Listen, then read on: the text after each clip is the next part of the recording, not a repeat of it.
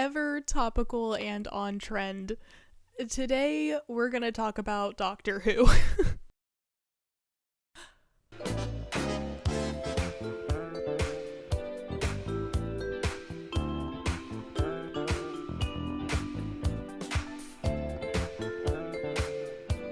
And all I've got to offer is sensitivity, intelligence, and charm. Okay, a very broad airplane view of what Doctor Who is. Doctor Who is a British sci-fi series that originally aired in 1963, making it nearly 60 years old. It follows a two-hearted alien called the Doctor, who comes from a race known as Time Lords. He travels through space and time using his TARDIS, which stands for Time and Relative Dimensions in Space, usually bringing a human companion along with him. It's basically been 60 years of a British guy and gal traipsing around the universe, committing various war crimes. But I'm assuming most of you already know all that, because at least up to a couple years ago, Doctor Who was huge. We're talking 2010 to 2014-ish. Teenagers especially really loved Doctor Who.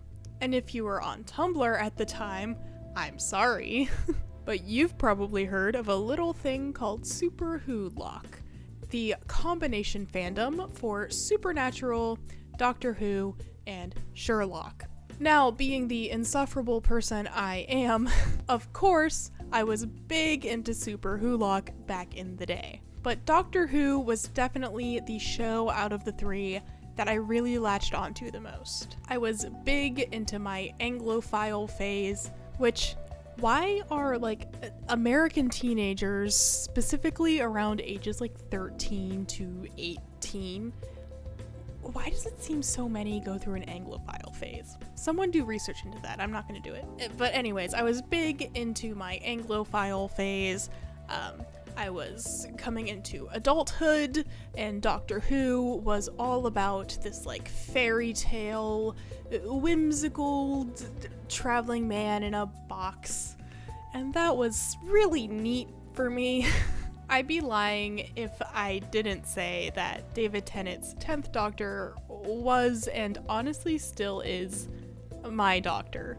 I'll still go back and watch a Tennant episode of Doctor Who and get all nostalgic and, the warm fuzzies that come with that nostalgia. I also did really like Matt Smith's 11th Doctor. He didn't quite have the nostalgia factor that David Tennant did, but he still had that fairy tale whimsy about him. And he was a tall beanpole of a man, and 16-year-old me was really into that. He was cute and whimsical and just so 2011. But with Matt Smith's departure from the show, I kind of stopped caring. I mean, I still kept track in the periphery, but I didn't actively seek out Doctor Who like I used to. And I have to ask, what happened?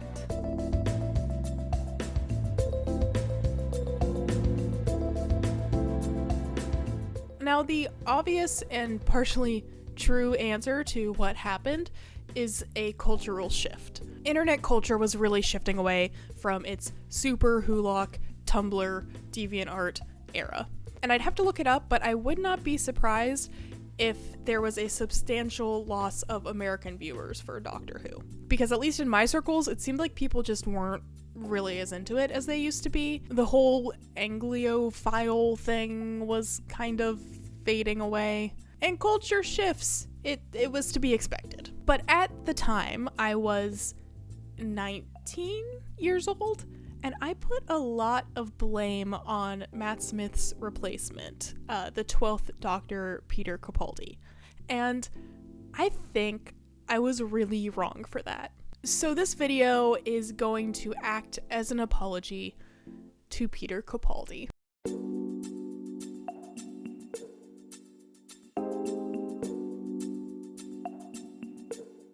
Capaldi's doctor is this grumpy old man. I think he's probably her uncle, but I may made that up to pass the time while they were talking. This is Clara, not my assistant. She's some other word. I'm his carer. Yeah, my carer. She cares, so I don't have to. Stop laughing. Why are you always doing that? Are you all simple or something? Really brilliant reasoning. How can you think that I'm her dad when we both look exactly the same age? We do not look the same age. I was being kind. Right, I'm going to hypnotize her. No, not impressive. Annoying. No, this is impressive. This is annoying. And in retrospect, that was the perfect follow-up for Matt Smith's fairy tale femboy.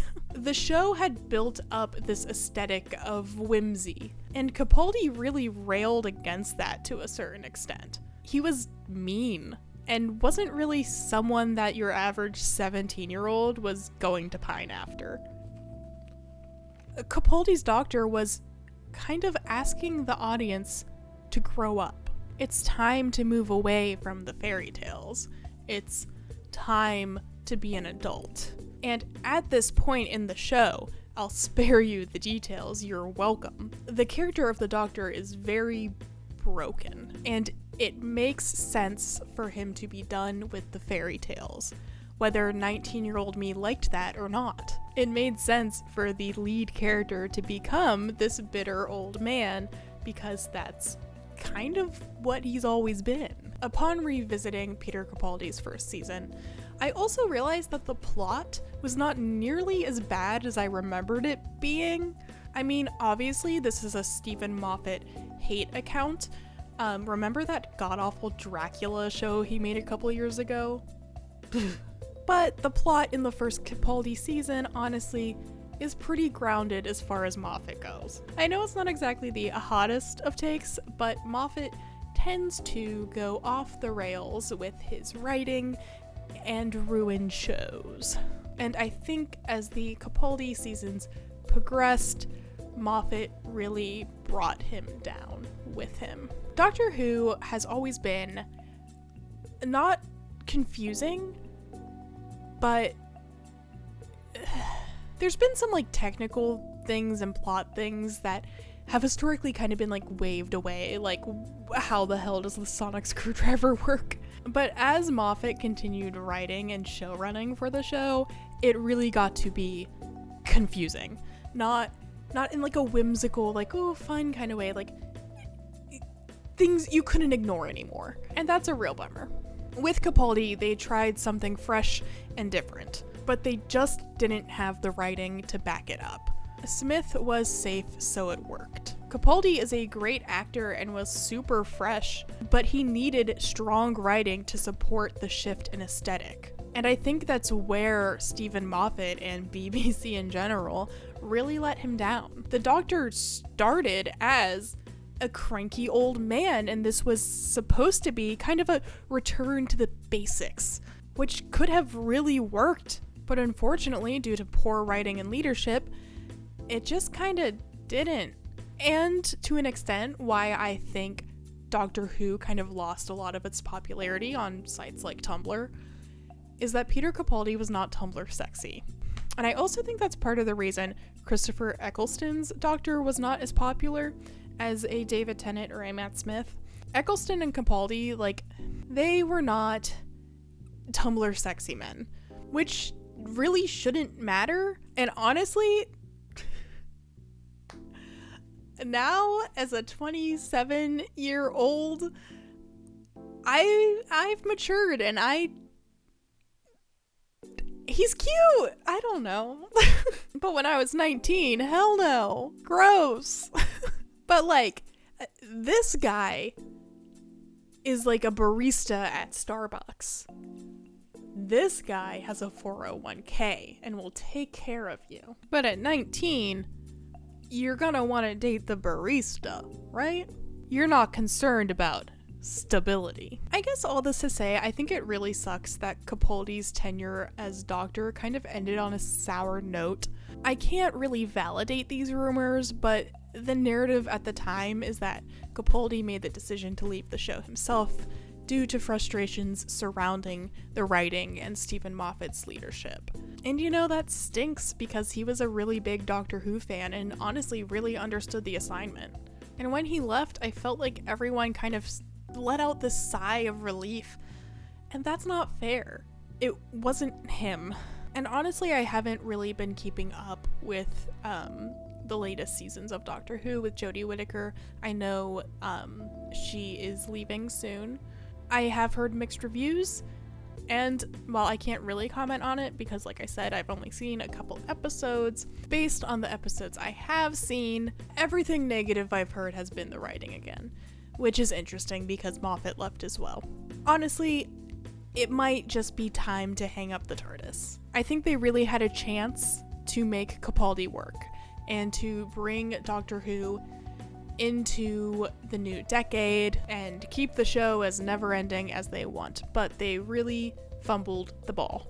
And that stinks because I really do still love Doctor Who. Like I said, I go back and watch David Tennant era episodes and it's like junk food. It's comfort food. I love it. It's one of my favorite shows, if not my favorite show. But here we are. Peter Capaldi, I'm sorry.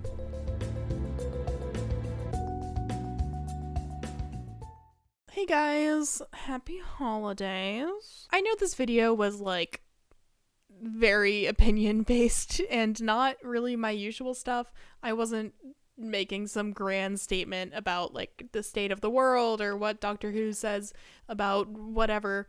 But I will say, while I was filming this, I had an idea for a video, which is like shows with lovable war criminals. Does that make sense? Like you have like your Uncle Irohs and like your doctors and like, I don't know, I feel like that could be something interesting to look at. So like let me know if you think that would make a good future video.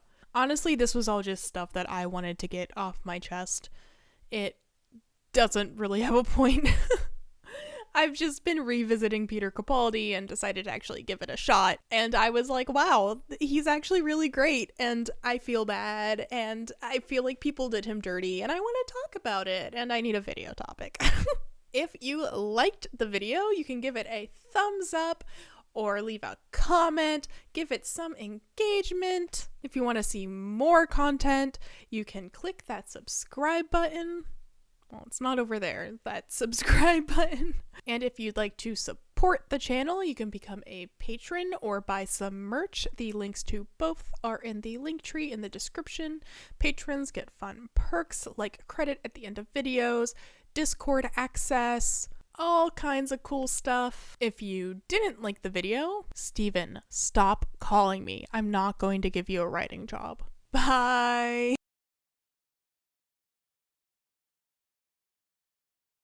This is Chopper. What do you have to say, Chopper? Nothing. Usually bringing along with him a